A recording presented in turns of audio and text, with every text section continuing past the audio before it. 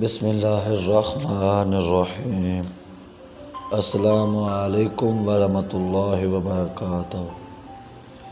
یقیناً یہاں حضرت علی علیہ السلام کی ایک نہایت ایمان افروز اور سبق آموز داستان پیش کر رہا ہوں جو پہلے نہیں بھیجی گئی۔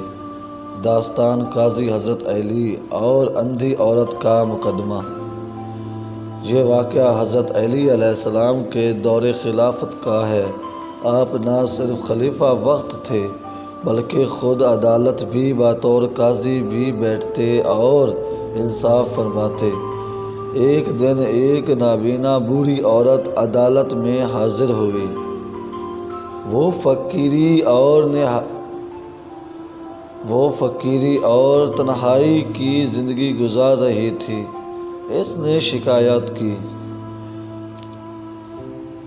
یا علی، میری کچھ بکریاں تھیں جنہیں میں خود چرا کر گزارا کرتی تھی۔ کل رات ایک شخص آیا اور کہنے لگا کہ وہ میری مدد کرے گا۔ میں نے اسے اپنی بکریاں دے دی لیکن وہ انہیں لے کر چلا گیا اور واپس نہ آیا۔ اب میرے پاس کچھ بھی نہیں بچا۔ حضرت علی علیہ السلام نے اس کی بات سن کر فرمایا، تمہیں اس شخص کی پہچان ہے؟ عورت بولی، میں نابینا ہوں، چہرہ تو نہیں دیکھ سکتی مگر اس کی آواز پہچان سکتی ہوں۔ حضرت علی نے شہر کے مختلف افراد کو بلایا اور ان سے ایک ایک کر کے بات کروائی۔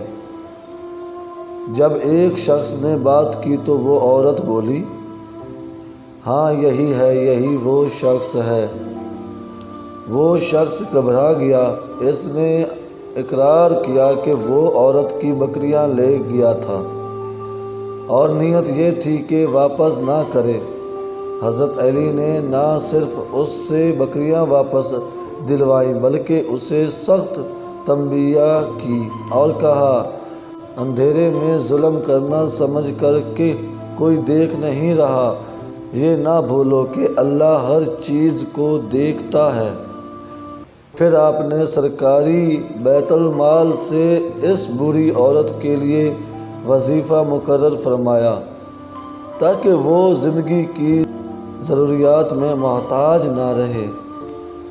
سبق: یہ واقعہ حضرت علی کے عدل، رحم دلی اور مظلوموں کی حمایت کا ایک عظیم نمونہ ہے۔